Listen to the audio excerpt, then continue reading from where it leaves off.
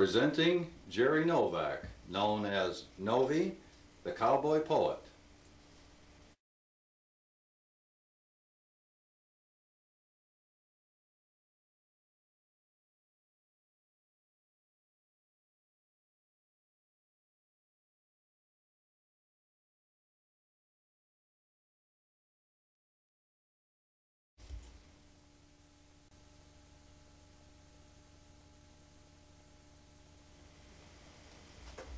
Howdy.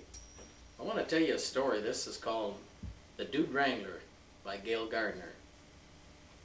I want to tell you a sad, sad story about a cowboy that fell from grace. Now really, this is something awful. There never was so sad a case. I once had myself a partner. I never knowed one half so good. Well, we throwed our outfits in together and lived the way the cowboy should. He savvied all about wild cattle, was handy with a rope, and for gentle, well-reined ponies, just give me one he'd broke. He never owned no clothes but Levi's, and then he wore 'em till they was slick. Never wore no great big Stetson, 'cause where we rode the brush is thick. He never had no time for woman, for bashful and shy was he. Besides, he knowed they was poison, so he always just let 'em be.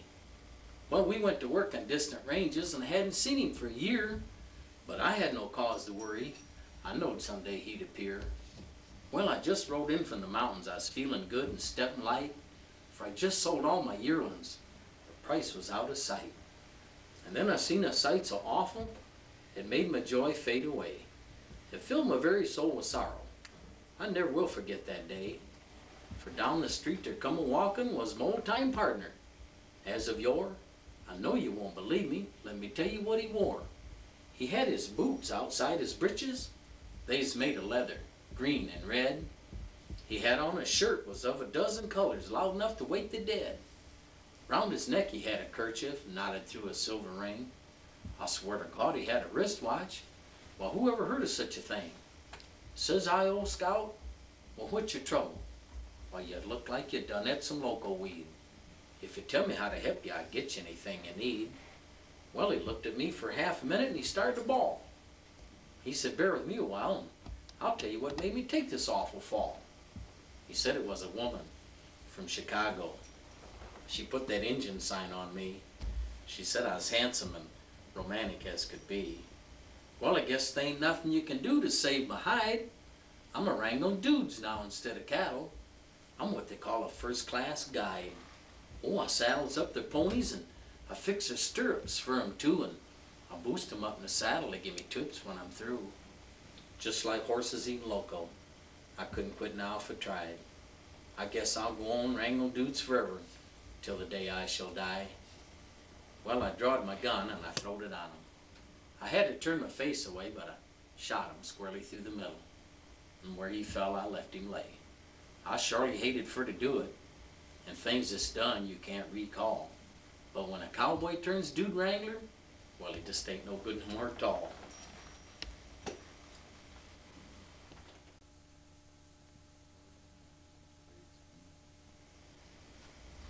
This is another story that I really enjoy telling, and it's also written by Gail Gardner.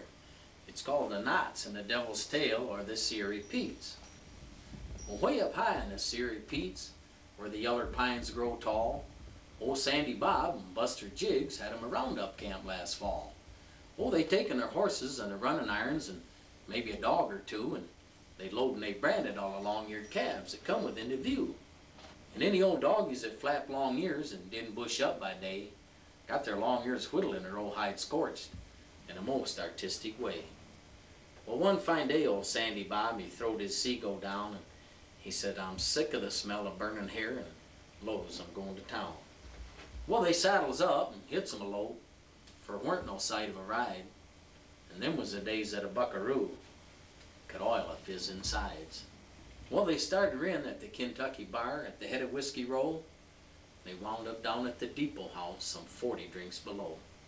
And they sets up and turns around and goes her the other way. And I'm telling you the God-forsaken truth, them boys got stewed that day. Well, as they's riding back to camp, packing a pretty good load, who should they meet but the devil himself come prancing down the road. Well, the devil says, you ornery cowboy skunks, you better hunt your holes, for I just rid up from Hell's Rim Rock to gather in your souls. Well, old Sandy Bob, he said, devil be damned.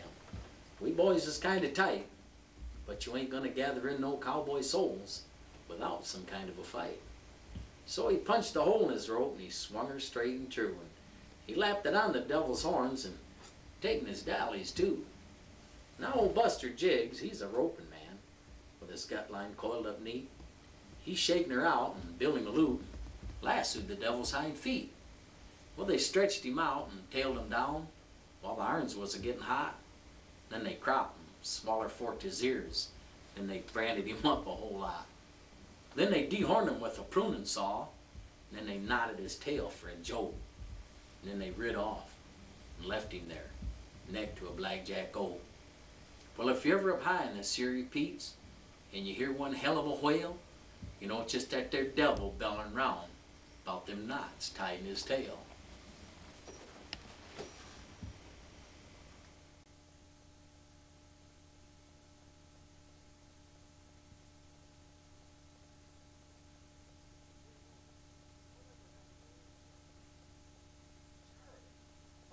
Let me tell you about Charlie. Old Charlie's boots with sagging heels stand empty by his bunk, and yonder hangs his old guitar. We sure do miss his plunk. We done rolled up his soogans from his bunk he'll use no more. We couldn't hardly sleep last night for missing Charlie's snore. This bunkhouse on the old bar G, it somehow ain't the same with Charlie's chuckle missing from the old casino game. His pistol sure looks lonesome in its holster on the wall. For a gun without a wearer, why it ain't no gun at all. Bud claims Charlie got his dues. He rode too much at night. There's danger in such doings when the moon is shining bright.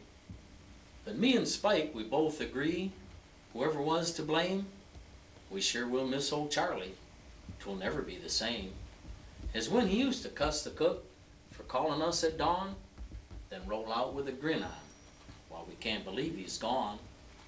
Old sagging boots, it's empty, and an old hat on a nail, while out across the valley you could hear them coyotes wail, as if they too was grieving for the sound of Charlie's song that kinda cheered the bunkhouse when the winter nights was long. So here we sadly sit tonight and ponder on the days when old Charlie Wild and Woolly, with his 45 ablaze, rode squalling into town with us, a-shooting in the air to show the world we're curly wolves with cactus in our hair. But Charlie's saddle's cold tonight, he'll galley-hoot no more, for yonder hangs his pistol on a nail behind the door. He's done forsook the boar's nest with a grin upon his face, and left his punctured plunder here to clutter up the place. It's kinda sad to view it, where he left it, dang his hide, to travel off to Texas, honeymooning with his bride.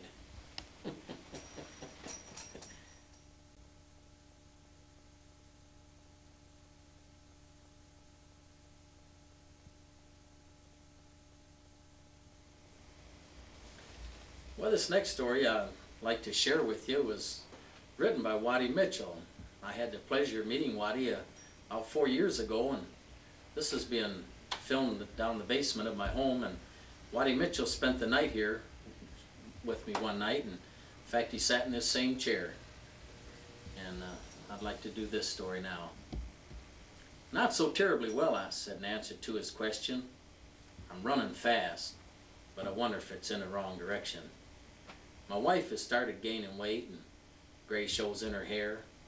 Her existence seems to be running kids from here to there. My job has lost its challenge.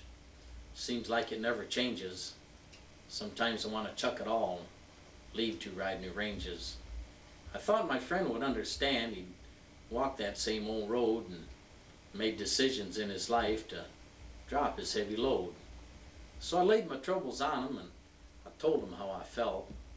He just looked at me all hollow, like he's been hit below the belt. He sits down close all weak like, and he looks me in the eye.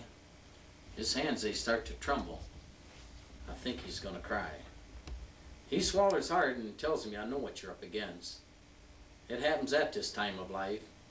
You feel like you've been fenced. Seems like life becomes routine.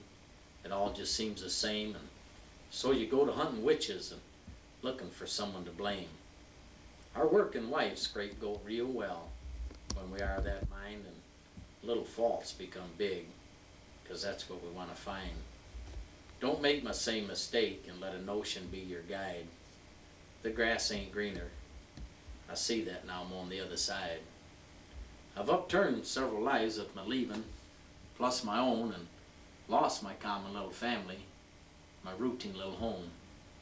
I'd have never left if I'd taken time to figure out that what I wanted out of is what life is all about. We're seldom taught that though. Seems it's almost out of style. If I could have just one more chance, I'd walk that extra mile. Nah, but that can't be. So I must lie upon the bed I made, while my will to carry on like bad memories start to fade. And if you ever take advice again, please heed these words, my friend. The purpose to life's race is the running to the end. Oh, there'll be times it seems so far, you feel you never make it. You're tired and lose sight of dreams and just want to forsake it.